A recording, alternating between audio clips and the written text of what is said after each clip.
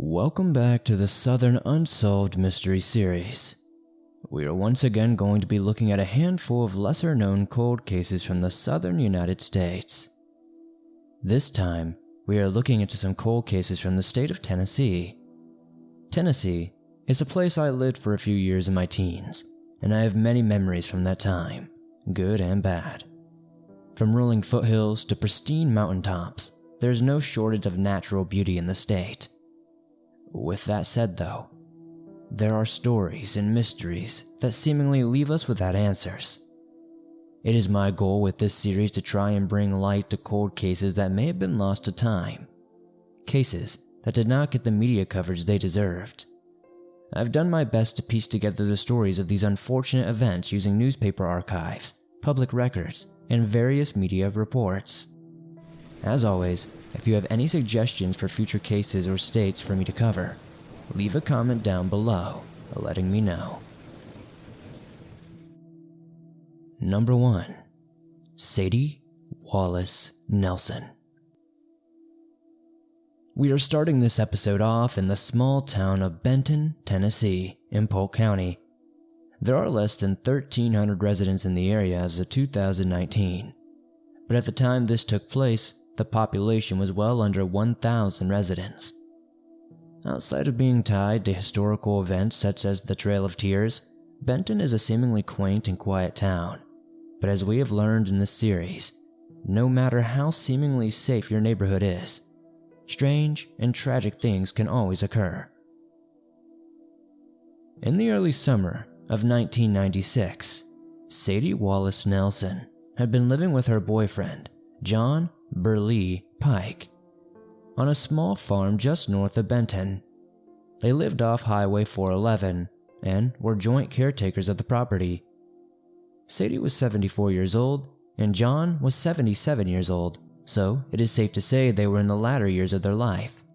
From all accounts, the couple seemed to be happy, spry, and in rather good health. In the morning hours of June 9th, 1996, John Burleigh Pike would be found laying in his driveway, dead. He was severely beaten and had his throat cut.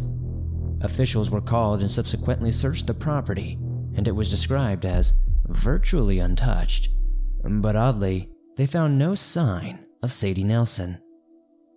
After talking to friends, family, and neighbors, officials concluded that she was last seen on June 8th, 1996, but she has not been seen or heard from ever again.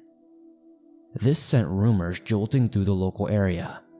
The quiet, quaint little town of Benton was now flipped upside down. A few months would go by before any meaningful leads would come up. At this point, officials did not know if Sadie was the killer and went on the run, or she was forcefully removed. Finally, in December 1996, police thought they may have found Sadie Wallace when they learned someone in Batavia, New York, had been cashing Sadie's social security checks. After further investigation, it turned out Sadie Wallace's son had been cashing her checks and keeping the money for himself. He apparently did not know the whereabouts of his mother. I wanted to cover this case because it seems to be a mystery more complex than what is presented on the surface. Normally, I cover cases that are a lot more cut and dry when it comes to who the victim is and who is not. Sadie Wallace had been married 6 times and was not from the Benton area. While there are no warrants out for Sadie Wallace, officials still would like to question her about John Pike's murder. It remains unclear if she also met with foul play or if she was complicit. If you or anyone you may know have any information that may help the Tennessee Bureau of Investigation, please contact them at 423-377-6470 or go to tn.gov/TBI to submit information. You can always remain anonymous.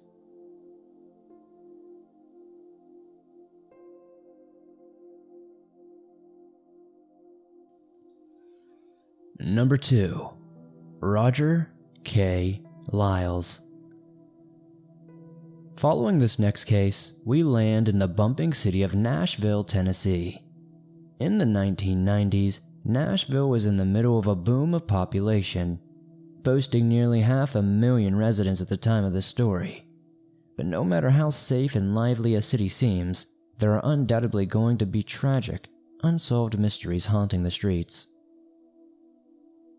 Roger K. Lyles, who was 49 years old at the time, was living in an apartment in the 500 block of Cedar Lane in Nashville.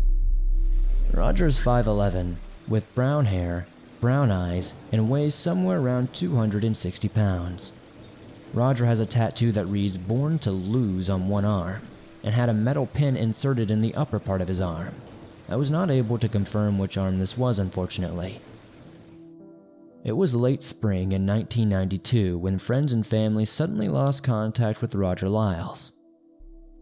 On the morning of May 5th, 1992, Roger's physical therapist called him to let him know his appointment had changed, but never got a hold of him. About 2 days later, Roger was supposed to attend a family reunion function, but he never showed. A few days later, May 11th rolls around and a couple of Roger Lyles' friends went to his house in Antioch. This is not to be confused with his apartment in Nashville. Roger's friends noted that his car was left in the driveway with the keys locked inside of it. Dishes and the morning newspaper were found on the table. Also, Roger's glasses, which he did need to see, were also left behind. There did not seem to be any signs of forced entry or any evidence of a struggle. Roger's dog, a schnauzer, was found roaming around Nashboro Village. This was about 6 miles or so away from the Nashville apartment. But again, there was no sign of Roger Lyles on the scene. Officials strongly believe foul play is at hand here. No one has heard from or seen Roger Lyles ever since. If you, or anyone you may know, has any information, no matter how small, please contact Nashville Police Department's Crime Stoppers Unit at 615-74-CRIME.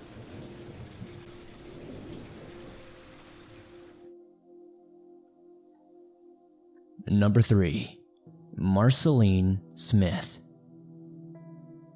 For this final case, we are jumping to Murfreesboro, Tennessee, a decently sized city in Rutherford County. With a current boom in population, the city now boasts nearly 150,000 residents. Back in 2007, though, it was only around 109,000 residents. It was December 6th, 2007, and Madeline Smith was amid her Christmas season shopping and preparations. Like many, Madeline often made herself a schedule for the day. Sometime around 1:30 p.m. that day, she set out to go shopping. On her list that day was to hit Kmart, Kroger, Old Time Pottery, and the Stones River Mall. Needless to say, she had a lot on her plate that day. When she did not return home by dark, her family began to worry. Glover Palmer Smith, who often goes by Palmer, had reported Madeline missing at 6 p.m. Officials were quick to investigate, and according to police, Palmer told them Madeline had $600 on her. He then mentions she may have had up to $10,000 on her, which seems like a rather large variation. The next morning, Madeline's car, a champagne-colored Lincoln Navigator, was found abandoned in a Walmart parking lot. The location was South Rutherford Boulevard, and there was no sign of her at the scene. Her keys were inside the ignition and the passenger door was left open. Officials got access to the surveillance camera footage of the parking lot. What they found was interesting and a bit disturbing. A man drove up, parked the SUV, and removed a bright green bike from the back of it. This was around 2:30 p.m., only an hour after Madeline left for her shopping. This unidentified man rode south toward the Applebee's seen in the footage.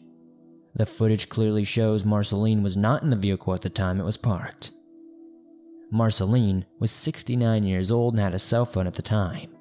Sadly, no activity has been noted since she disappeared, but the phone's GPS tracking device still transmitted a signal.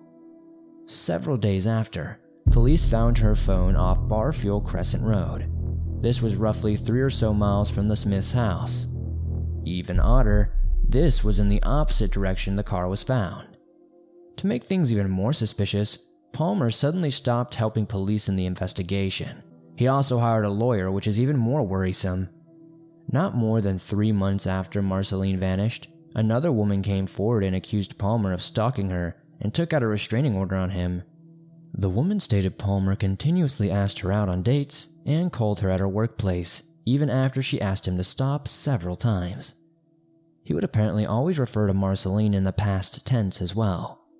To make things even more diluted, Palmer would go on to purchase a coffin and headstone for Marceline. In March 2009, Palmer was charged with 6 counts of making false statements to the police and 2 counts of evidence tampering, all in relation to Marceline's disappearance. The trial began in April 2010 and did not look good for Palmer Smith. The prosecution made the argument that Palmer was the one who parked Marceline's car and rode away on the bike. He also was caught lying many times to the police, which hindered their investigation. Even Palmer and Marceline's son, Evan Smith, described Palmer as being mentally and physically abusive to both him and his mother. He even claimed his mother was hospitalized in 2004 after an attack from Palmer, who simply claimed that she had fallen down the stairs on accident. Palmer always maintained his innocence and was ultimately sentenced to a year in jail and 6 years probation. He has not, however, been charged for the disappearance of Marceline Smith, which is why I've chose to cover this story today. Loved ones described Marceline as a reliable person who would be unlikely to leave her family and friends without warning. They have been outspoken about their fears of abduction and potential murder. Marceline is diabetic and would not do well without her medications. Officials believe foul play is involved and are desperate for any leads. If you, or anyone you may know, have any information on the whereabouts of Marceline Smith, please contact Murfreesboro Police Department at 615-893-1311.